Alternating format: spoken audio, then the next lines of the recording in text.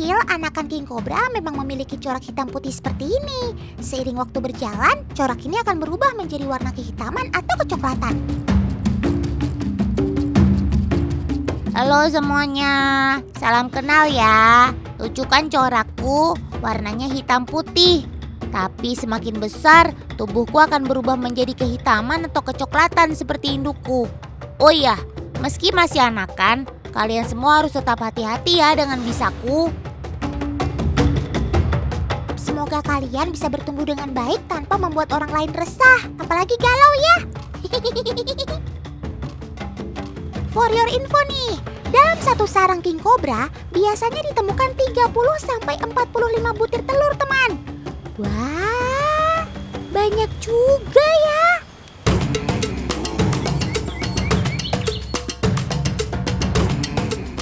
Kecil-kecil kamu cabai rawit ya, Sob?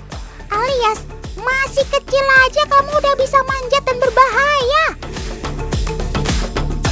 Harus dong Kakak Otan, tubuhku kan ramping dan elastis. Jadi mudah deh kalau urusan panjat memanjat. Kecuali panjat sosial ya Kakak Otan. Aktivitas memanjat ini sudah alamiah bagi semua anakan king cobra Kakak Otan. Tujuannya tak lain tak bukan untuk bertahan hidup dan menghindari predator. Biasanya aku akan mencari pohon atau wilayah yang cukup tinggi, sehingga aku bisa aman berada di atas. Jadi ini adalah salah satu bukti bahwa tuh udah mangap-mangap juga ini. Bahwa ular baby king cobra seperti ini ketika baru beres menetas pun mereka itu pasti langsung ke atas-atas pohon. Ini mereka tuh untuk menghindari dari para predatornya.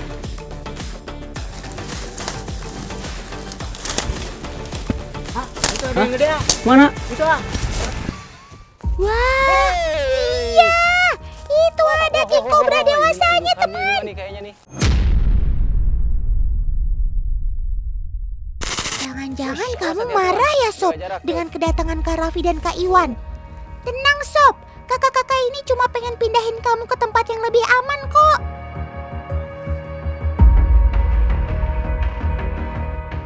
Otan ingatkan sekali lagi sama teman di rumah ya. Baik king cobra anakan maupun yang dewasa sama-sama berbahaya ya teman.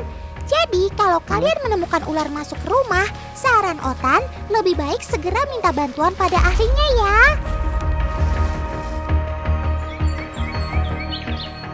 Dari tadi ngomongin bisa king cobra, sekarang Otan mau minta tolong Kak Raffi nih untuk membuktikan. Ayo Kak, kita coba langsung.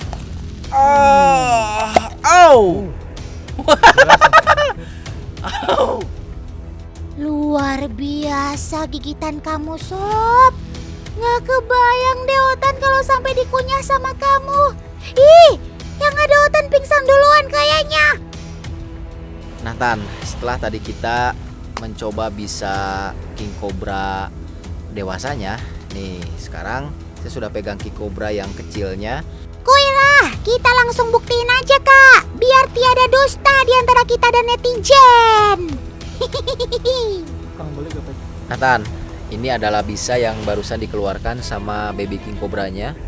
Dan ternyata sama aja mengeluarkan bisa. Jadi pada intinya baik itu king cobra yang kecil maupun yang dewasa sama-sama sudah memiliki bisa. Dan tentunya itu sangat berbahaya ya.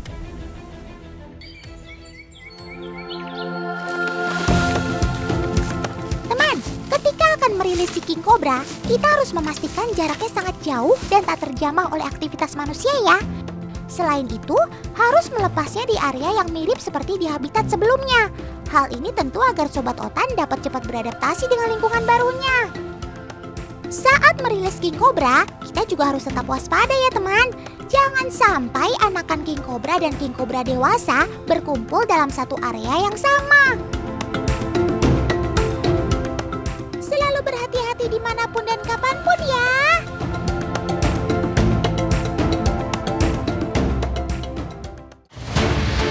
Waduh, hujan mulai turun. Tapi nggak membuat Otan dan Kak Raffi untuk menunda perjalanan. Semangat Kak, tetap berhati-hati.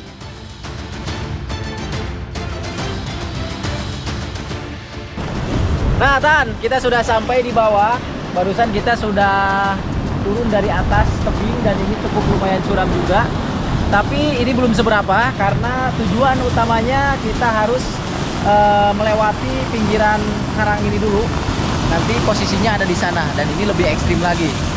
Tuh, sekarang kita lanjut ke sana untuk masuk ke sarang waletnya.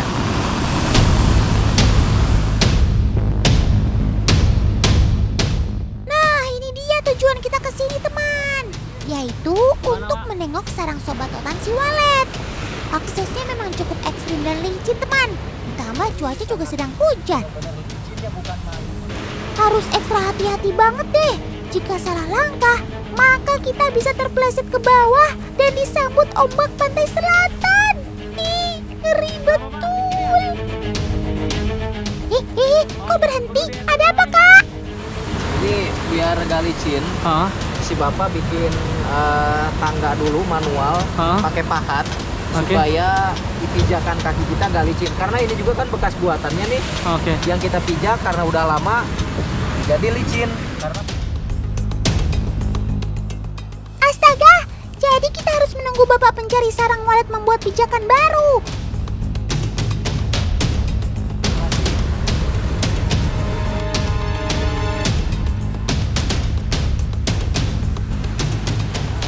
Akhirnya sampai. Tapi kok Pak Nandar harus bobok guanya segala? Jangan-jangan nggak dibukain pintu sama si walet ya? Walah, ternyata gua tempat walet bersarang harus ditutup hingga menyisakan lubang kecil saja, teman. Agar tidak ada orang lain yang bisa masuk dan mencurinya. Nah, seperti inilah cara untuk masuk ke dalam sarang walet. Ngeri-ngeri sedap ya.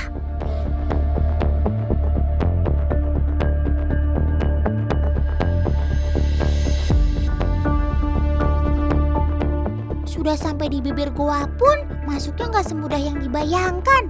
Lubangnya sangat kecil, teman. Cara masuknya dimulai dari kaki terlebih dahulu, sementara tangan bertumpu pada tangga bambu. Akhirnya kita sampai juga. Sarang apa itu, Pak? Walah, selain walet, ternyata burung seriti juga membangun sarang di sini, teman. Wah, ada anakan burung seriti juga. Nampaknya mereka belum bisa terbang dan sedang menunggu induknya membawa makan. Masih ada ini. Kalau ini udah dewasa kayaknya ya? Tapi belum waktunya terbang itu. Oh, jadi masih proses untuk ini gitu ya? Lepas. Oh, dilepas kalau bahasa daerahnya. Apa itu? Asik, ada yang dapat rezeki nih. Rezeki kotoran burung seriti. Begitulah teman, uniknya burung seriti dan walet. Mereka adalah burung yang sangat menjaga kebersihan sarangnya. Saking bersihnya, mereka tidak akan membuang kotoran di dalam sarangnya sendiri. Alhasil, Kak Raffi kena ampasnya deh. Ya, siapa tahu jadi mitos pertanda baik.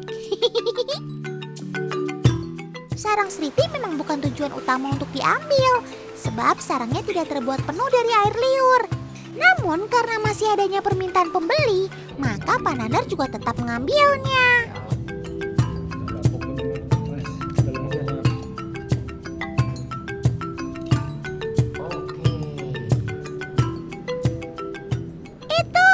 Itu dia sarang waletnya. Shh, masih ada bayi walet lagi bobok, teman. Itu tandanya belum bisa kita ambil sarangnya. Burung yang tidak bisa bertengger ini membangun sarang dari air liurnya. Butuh waktu 3-4 bulan bagi walet untuk membangun rumahnya. Nih Tan, ini sarang burung waletnya nih. Ternyata lebih bersih ya Pak, beda dengan burung seriti yang tadi. Kalau yang seriti tadi banyak serat-seratnya, banyak campuran-campurannya. Kalau ini air liur semua. Dan ini warnanya Pak kayak kuning-kuningan ya? Karena lembab kan posisinya. Oh itu posisinya karena di dalam goa. Oke. Yaps, betul. Sarang walet yang ada dalam goa berwarna lebih kuning. Sedangkan yang berwarna putih biasanya membangun sarang di langit-langit rumah. Pantas aja, meski medannya begitu sulit dan menantang maut, Sarang kamu begitu diburu ya, Sob. Otan salut deh sama Pak Nandar. Semoga selalu selamat saat mengambil sarang walet ya, Pak.